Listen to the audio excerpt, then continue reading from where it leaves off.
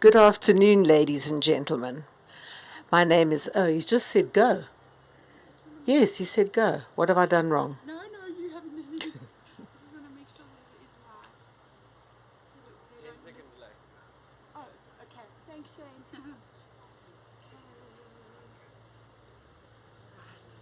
Okay. Not yet. Yes. Check. Okay, can we go, Shane? It's coming through on my side, yeah? Perfect. My name is Marilyn, and it is indeed a great privilege and an honor to be conducting the celebration of Peter Kenneth Backhouse's life today. Yes, you're sad. Yes, it's emotional. But look at the day that he's organized for you. How beautiful. And we are here today to celebrate his life, not to mourn it, because it was not a life that should be mourned, but celebrated. On behalf of his children, June and Paul, his beloved partner Jackie, his siblings Jane and Tony, and his father Bernard, I welcome you to this celebration of his life. We've all rushed to get here. You're all a bit tense, couldn't find the entrance. Let's just close our eyes and concentrate on Peter. Bring him into your mind's eye.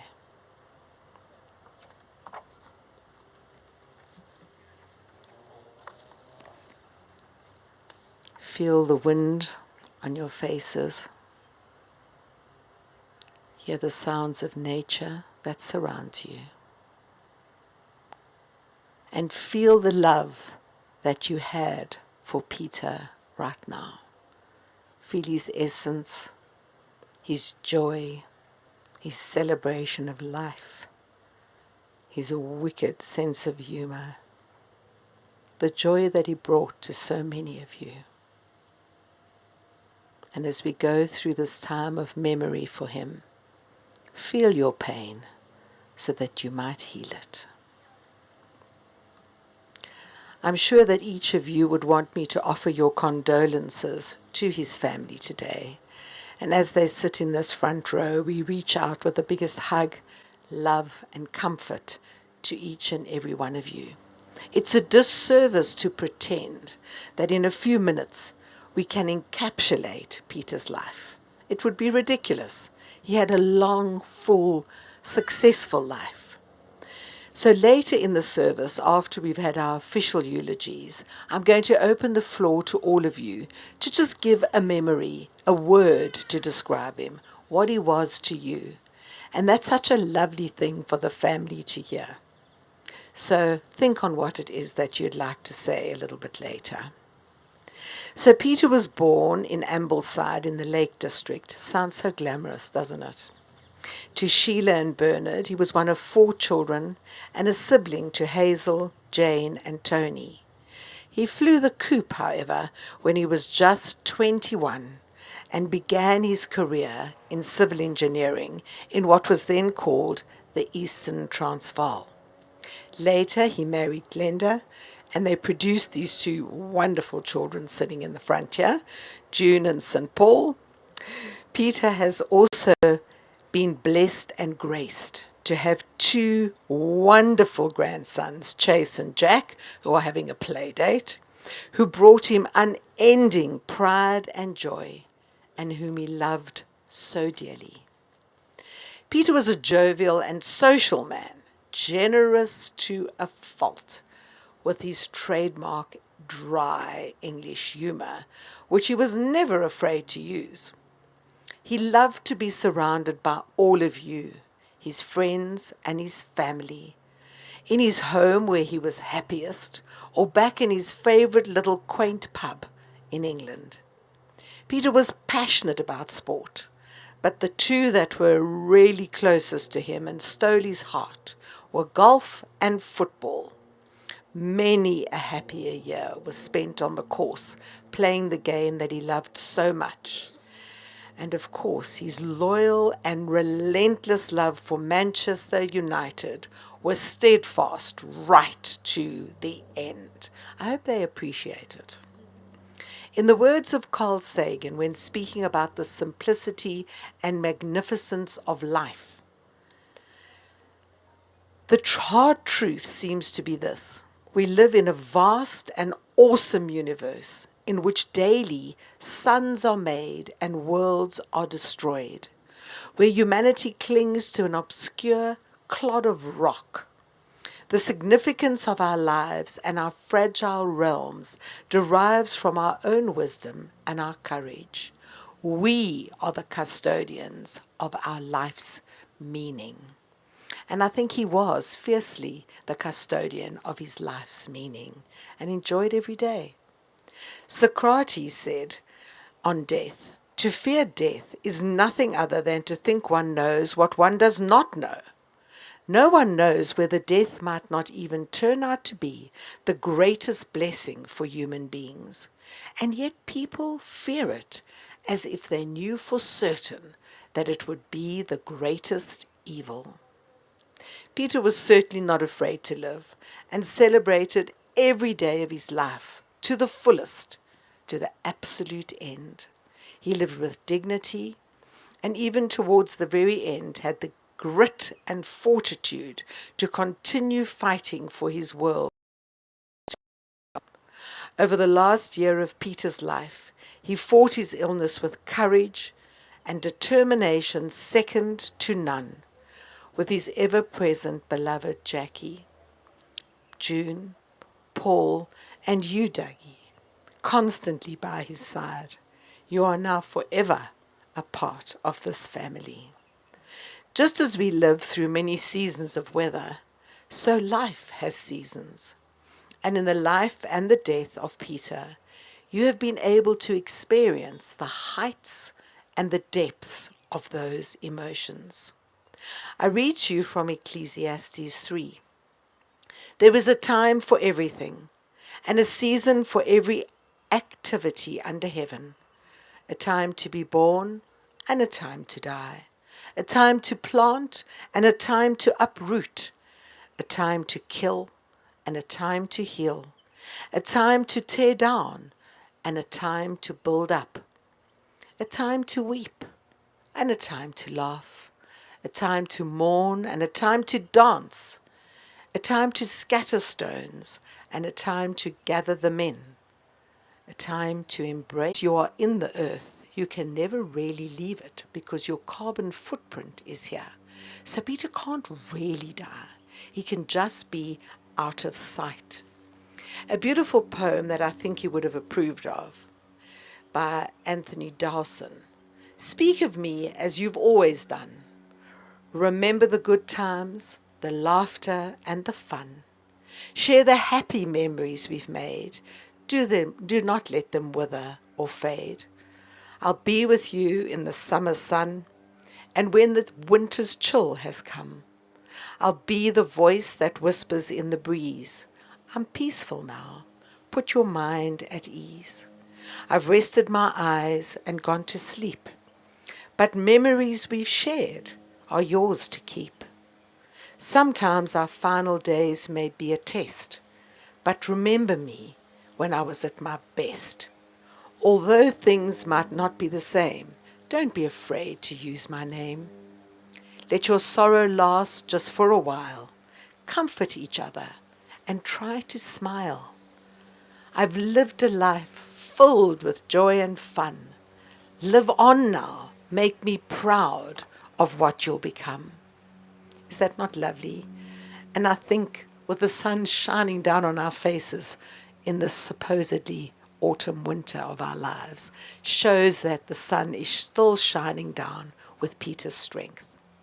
At this point, I'm going to call on a few people to say a few words about him. So where is his friend Ricky? His dear friend Ricky. Ricky, thank you, if you'd like to come up.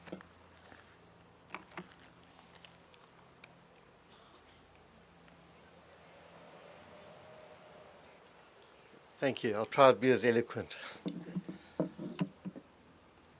Where do I start? With Peter Backhouse.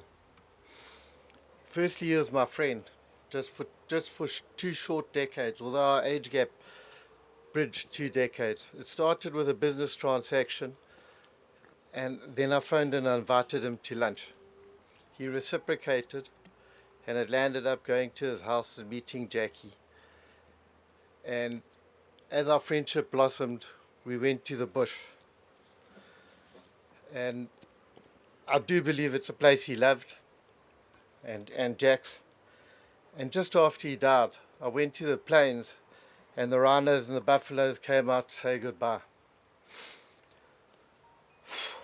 But in those times, you spoke of a man of excess.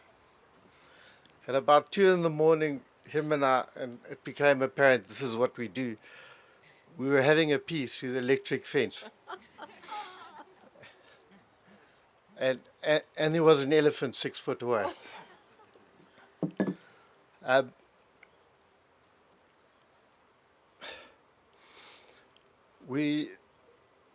he started, our friendship started by him lending money, and then during COVID, I do, part of my business is dealing with farmers, and everyone was calling in their markers. And I phoned him and I said, do you want to do the same? He loaned me a lot of money on a handshake or a phone call. But the COVID times for us was quite special. I landed up bootlegging, excuse me. Was he your biggest client? No, he wasn't a client. But I landed up bootlegging for him, and COVID was kind of fun for us. We went to Sheffield. I found out that his dietary habits aren't very special. On the way down, we stopped because it was a last moment thing. We stopped at Nottingham Road and I got steaks and spinach. And he said, you can poke a stick at spinach. Now all the shops are closed, and I knew of a takeaway in Sheffield that did curry, and I went and I bought the menu. He said, I don't eat curry. How can you be an Englishman and not eat curry? This cottage was right on the beach, as Jax will tell you. And about 2 in the morning, he was making me drink his brandy, which is like having a heart attack. Your ears get red, you run out of breath. And through the lounge windows, we were peeing onto the sea. Jackie came out at about 2 to find out what was going on.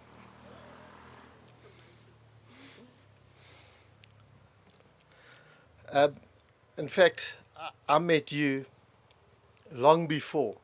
I was a stockbroker, and in those days, all those yappies had builders.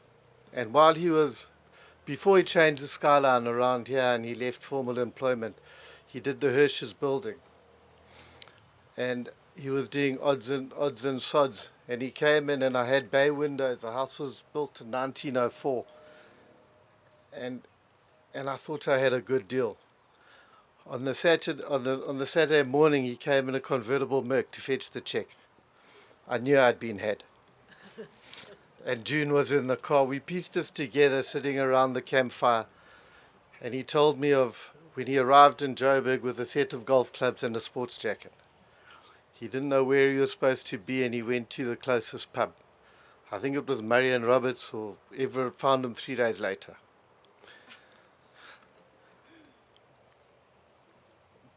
Peter, wherever you are, if you're up there, I will join you, and I'm sure they'll keep you at the gates for a while.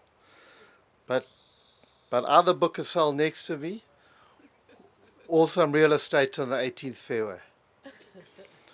I miss you a lot. Cheers. Thanks for letting me speak. Well done, Ricky. That's really hard. Jackie, would you like to come next? Yes. Oh, he's forgotten something. Sorry, Jax. I just wanted to say, at the end, he loved you and Dougie. Without them, Dougie came with us to Madikwi, and it was incredible how you stood by him at the end. Thanks for doing that to my friend. Thanks, Ricky. So mine is short and sweet because I don't feel like blabbing all afternoon.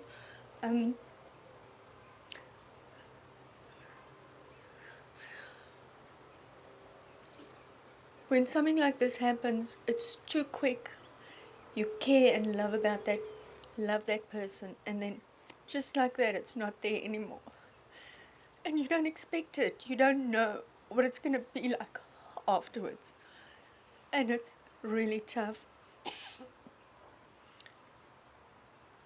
Dougie, myself, and Peter were a good team. We were so good together. We just knew what the other had to do. And Peter, being the proud man that he was, he found his peace with us because we were like a good team.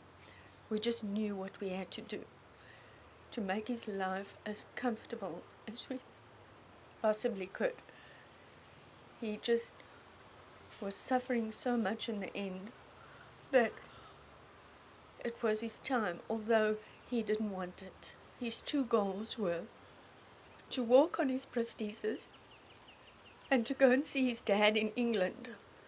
Those were his two goals that he never got to achieve. And I'm so sorry about that, because all the suffering that he's gone through has been for what? And I just wanted to thank his family in England for doing that beautiful surprise for Peter on the 3rd of November. He loved it. The pure joy in his face when he saw his beloved sister and Dave with his coffee. Like, it was just, it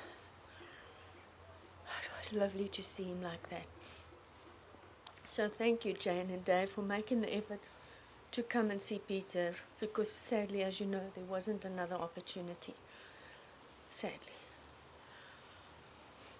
Can I just say very lastly to everybody, just 2 words: keep smiling. Well done, darling. Well done. And now June, his daughter. Okay, sure. Hope I'm going to get through this one, Dad. Thanks to all of you for being here today. The seats are full and we had to get another row going, so I'm so grateful. It just means the world. Thank you all. Before I say what I need to say to Dad, I have got a few words from his sister Jane, who wrote a little letter to him just to send her goodbyes, and I'd like to read it out to you. They're all watching over there in England, so if you could just give a wave over there to them all, please. I know that it means a lot for them to be a part of today as well for Dad. So this is from Jane. My darling brother, where do I begin? Of all the people in my life, you were the one that truly knew me the best. Our wonderful childhood days and our awesome teenage years, growing up with you was just the best. I will never forget the time you got a driving job, delivering confectionery to all the hotels and cafes around the Lake District. And you being you, were driving too fast towards a junction, slammed on your brakes, only to find all the beautiful cakes and pastries ending up on your lap, you covered in cream from head to toe. Needless to say, you got the sack that day. You held the record at school for javelin throwing for years and always won the fell races. That's in South Africa, and that's cross country. On our school sports days and your golfing days at Windermere, where your name is shown so many times for winning countless competitions. Pete, you shone at so many things, and I was one very proud sister. And I could go on with all your wonderful achievements in life. In my eyes, you were simply the best, and you've left me with such happy memories that I will hold in my heart forever. You will leave a deep void in all of our lives, and life will never be the same without you. Thank you for being the most wonderful brother to me, and thank you for all the wonderful times and happy memories. Most of all, thank you for being you. We'll meet again, dearest bro. Keep smiling that lovely smile. Whoop. Sorry. Keep smiling that lovely smile. Sorry, thanks, love. I will love you forevermore. Your darling little sister, Jane. Your Chotty Chew. Thank you, Auntie Jane. And from me, I could go on and on and on and on, but I won't. I just thought the best way to say something at someone's funeral, especially your dad, is to say it straight to them. So I wrote you a letter.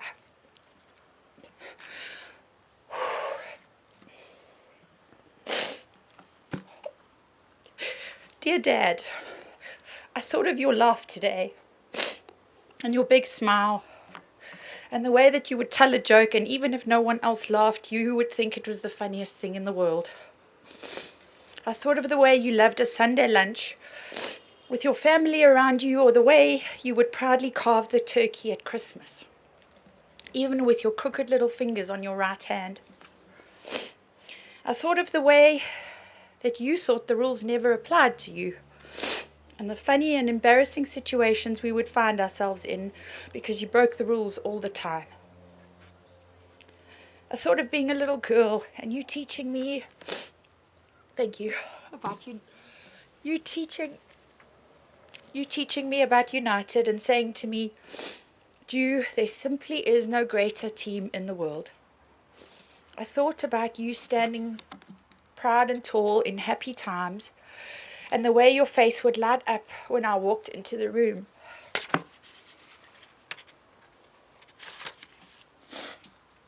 And I thought of the way you would always say, thanks, I got it, keep smiling to everyone when you said goodbye to them, which really did make them smile. The little things, I miss them, and I miss you. I know you would not want the fuss of today, and I know you would not want me to talk about how you suffered at the end. But the memory I would like us to honor today not only includes your zest for life, but also your mammoth strength and titanic will, which you fought with for so long. You had the courage of a gladiator, Dad. And for this, I salute you. Your greatest wish was to get back up and fly overseas to see Granddad again. And even though we are far and wide in distance, we stand together as a family today to remember you, to love you, and to set you free. I found a poem the other day which it sums up my hopes for you now as you dance into whatever place your soul feels most content and happy.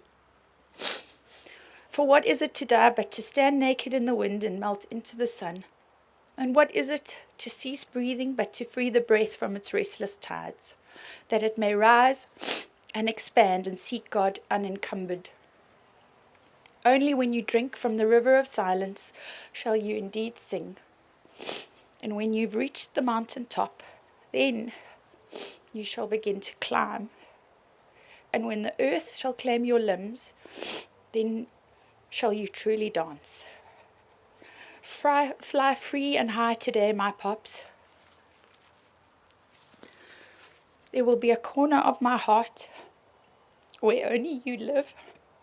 I love you. And for the last time until I see you again, keep smiling.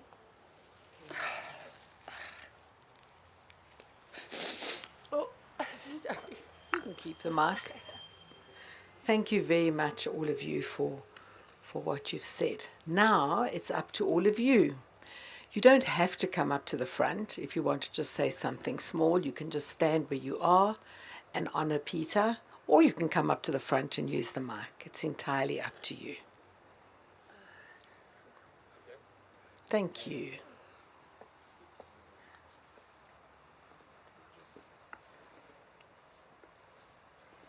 This is unrehearsed. Good. All the best. Okay, hi. Good to be with you. First trip. Whole lot of burly African guys. We're out there with all our fishing kit. Peter didn't know how to put a hook on. He was absolutely clueless, this little pom. Anyway, we went out fishing the whole day, didn't wear a hat, got gotcha'd like you can't believe, but drank beer to the death. When we got back in, onto the boat, back into the accommodation we had, it had a lovely swimming pool where we all enjoyed ourselves in the pool.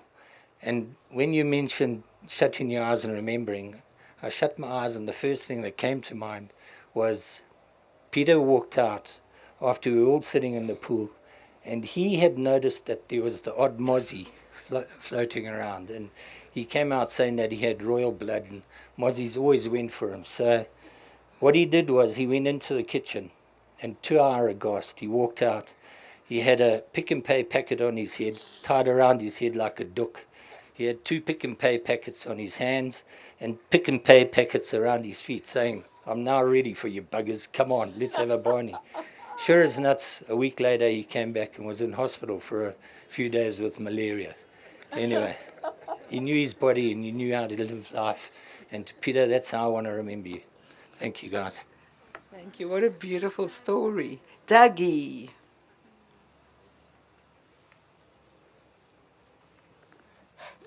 Be brave. No, but Dougie, I'll bring you the mic here, darling.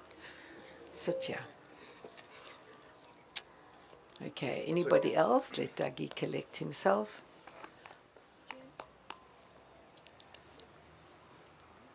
I'll pass you the mic.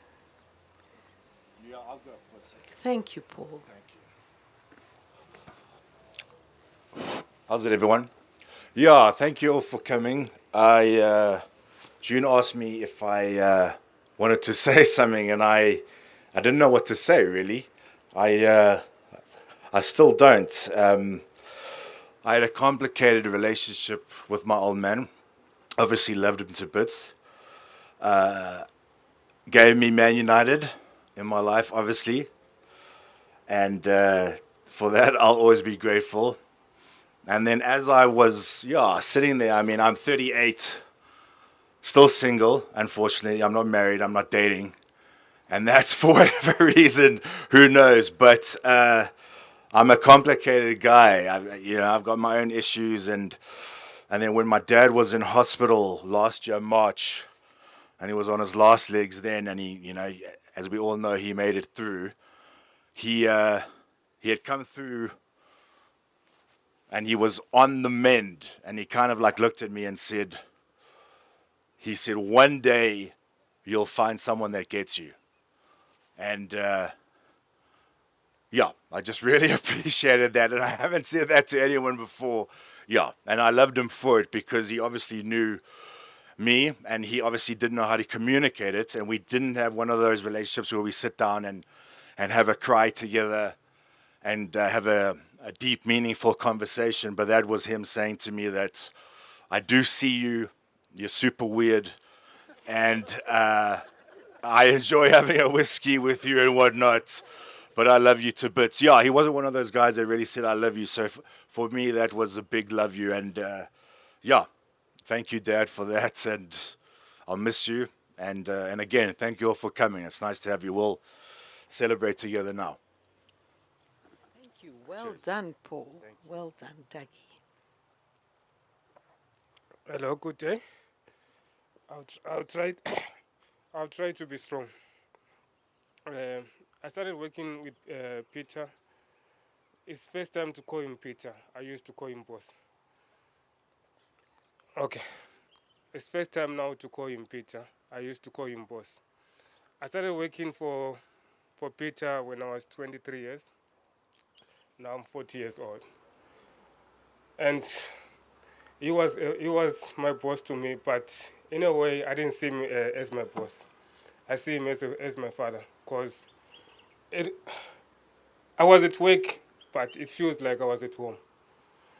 Most of the times when he gives some other things to me, some gift to me, he say to me, "Dougie, I loved you, I look after you." And then when he say that to me, I'll say to him, "Boss, you know what? You look after me, I also look after you." And then he said, "No, okay, it's fine." But he has been a good boss to me, to be honest. He teach me a lot of things.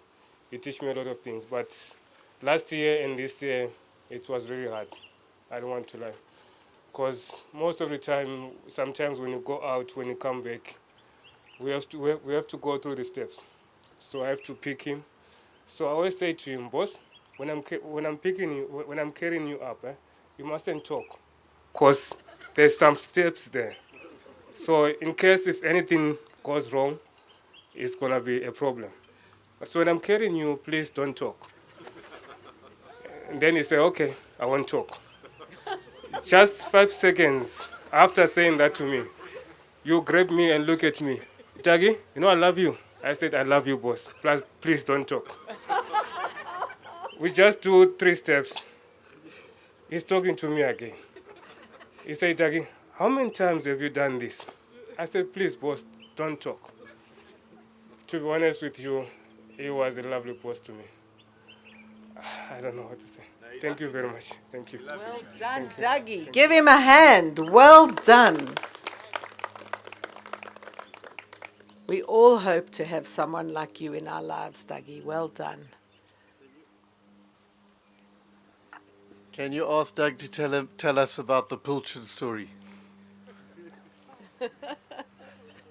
We're excited. This is not sad.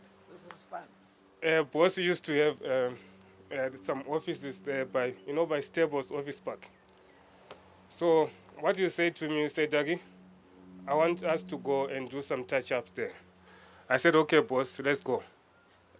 For me, I thought maybe it's going to go and drop me there. He doesn't go and drop me there. You wait for me. We work there, maybe start around 9 o'clock. When it's 2 o'clock, you say, Dougie, no, before 2, at 12 o'clock, you go out to the shop and buy a loaf of bread and those pilchards, those pilchards in a tin, and a 2-liter Coke. We sit down, we open the pilchards. We don't put in a plate. We take it, eat from there, from the tin. We eat together. After that, and then he said, Dougie, it's 3 o'clock now. Let's go to the pub. So he treat me like not as a worker, to be honest. He was so good to me. Thank you. Excellent. That's a nice story. That's a mensch. Anyone else? Don't rush off. It's going to be lovely to chat with the family and friends on the premises, yes, to enjoy a drink as he would have expected you all to do today. So let's just close our eyes as we commit him. We now commit to his eternal resting place, Peter Kenneth Backhouse.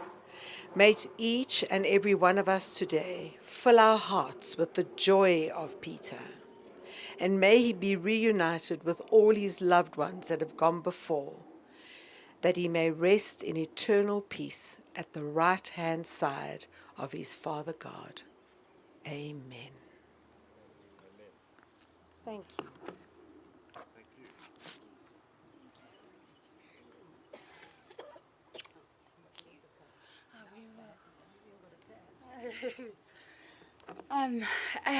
Everyone, they are going to serve some snacks and drinks. Please, there's waiters and waitresses.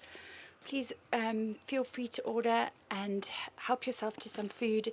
And then if you can spare a little bit of time, we can move up to the pub and just raise a glass to Dad there. But thank you so much, all of you, for coming. I love you all. Well done, well done. You take this nice knife back.